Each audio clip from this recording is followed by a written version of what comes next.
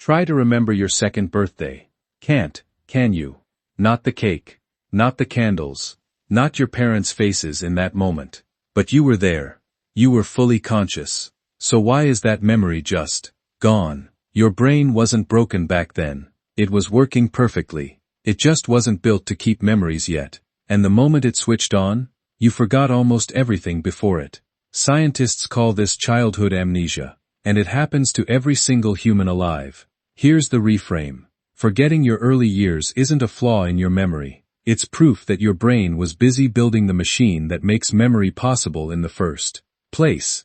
You didn't lose those years. You simply existed before the recorder was plugged in. In this video, we'll cover why babies can't form lasting memories, and what's actually happening inside a developing brain, the hidden role of language and sense of self, why some early memories survive while most vanish, and what this reveals about who you really are. Picture a 1-year-old, sitting on a colorful rug, surrounded by toys. He's laughing. He's reaching for a toy. He's fully present. But here's the strange part. Almost nothing happening in this moment will ever be remembered by him. Not because the moment wasn't important, but because the part of his brain responsible for storing long-term memories is still under construction. It's called the hippocampus. Think of it as the brain's filing cabinet. In a 1-year-old, that filing cabinet doesn't have drawers yet. It's still being built, piece by piece. So experiences come in, but there's nowhere to permanently store them. They get felt, they get reacted to, and then they dissolve. This is why your earliest years feel like a blank page instead of a story. While memory storage was offline, your brain wasn't sitting idle. It was doing something even bigger, building itself. In the first few years of life, your brain produces far more neural connections than it will ever need. It's wiring circuits for movement, vision, emotion, and language, all at once. Imagine a construction site with 1,000 workers, all building different rooms of a house simultaneously. Memory storage is just one room, and it's one of the last rooms to get finished. Your brain prioritized learning to walk, learning to recognize faces, learning to understand sound as language. Long-term memory had to wait its turn. Around age 3 or 4, something shifts. The hippocampus matures enough to start reliably saving memories for the long term.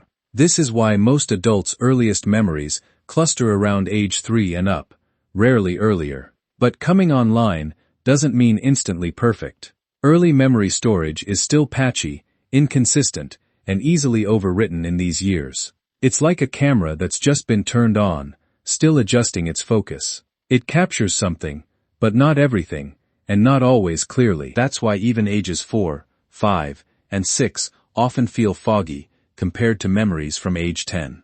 Here's a twist most people don't expect. Language plays a massive role in which memories survive. Memories are easier to store and retrieve when we can describe them in words. A toddler who can't yet say, "I fell down," or "I was scared," has a harder time encoding that event into a retrievable story. Once children develop language, they start narrating their own experiences, even just internally. And a narrated memory is a memory with handles, something the brain can grab onto later. This is part of why memories from after age 5 or 6 tend to be clearer and more detailed than anything earlier. There's another ingredient required for lasting memory: a sense of me. To remember an experience as something that happened to you, your brain needs a stable concept of self to attach it to. Very young children are still developing that sense of being a continuous person across time. Psychologists test this with something called the mirror self-recognition test, usually passed around 18 to 24 months. Before that sense of self solidifies, experiences don't get tagged as my story. They're just events, floating without an owner. No stable me yet means no stable place to file the memory under. If early memory storage is so unreliable, why do some adults have a handful of vivid memories from age 2 or 3? The answer involves emotional intensity.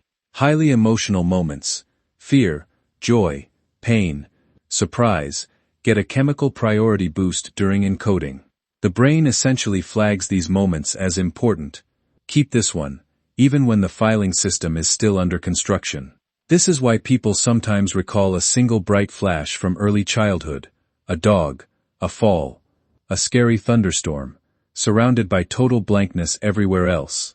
It's not random. It's the brain's early emotional triage system at work. Here's where it gets even stranger. Many memories, from early childhood, may not be real memories at all. Some are actually reconstructions, built later from photographs, family stories, or repeated retellings. Your brain is excellent at filling gaps. If you've seen a photo of your third birthday enough times, your brain can construct a memory of the event that feels completely real, even if you weren't truly recalling it. This is called source confusion, and it happens to almost everyone.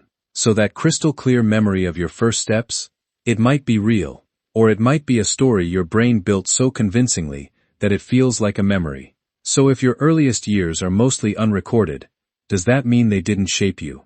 Not at all. This is the most important twist in the whole story. Your brain doesn't need a conscious memory to be changed by an experience. Early relationships, the tone of voice you heard, whether you felt safe or anxious, all of this gets encoded into your nervous system's wiring, even without a single retrievable memory attached.